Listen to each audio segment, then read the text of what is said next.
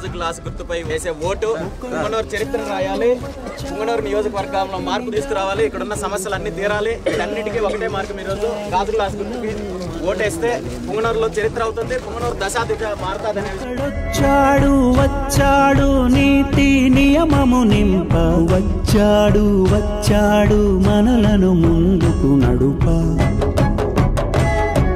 వచ్చెర ఒకడు అతడొక గంగా నది, అతడొక బుద్ధగయ, అతడొక హిమశిఖరం, అతడే కేశవుడు, అతడే నా ప్రభు, అతడే గురువు, అతడొక అగ్ని పర్వతం. జనగణ మన మాతడు జనసేనై కదిలాడు, జనహృది రణఘోషణై జగతిని ఉదయించాడు.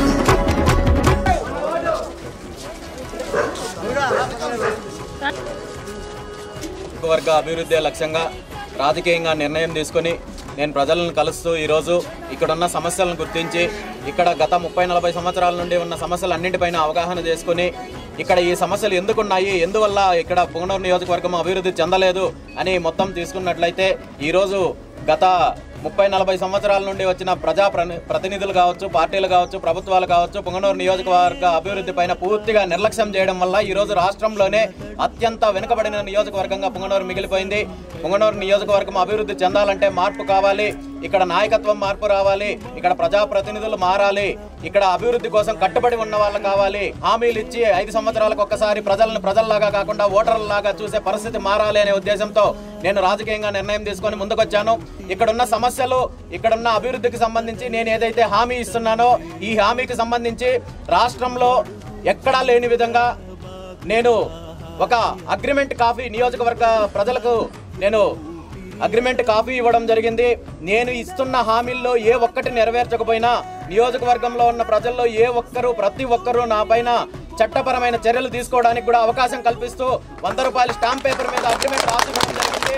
ఇదే చిత్తశుద్ధి వేరే పార్టీ నాయకులకుంటే, ఇక్కడ పోటీ చేస్తున్న అభ్యర్థులకుంటే నేను 22 అంశాలపైన అభివృద్ధి సంబంధించి అగ్రిమెంట్ ఇవ్వడం జరిగింది ప్రజలకు. కనీసం ఒక్కొక్కరు 2 అంశాలు 3 అంశాలు వీటిపైన నేను అభివృద్ధి చేస్తాను అని వాళ్ళకి చేసే చిత్తశుద్ధి ఉంటే వాళ్ళు కూడా అదేవిధంగా అభివృద్ధి కోసము ప్రజలకు అగ్రిమెంట్ ఇవ్వాలని నేను డిమాండ్ చేస్తున్నాను.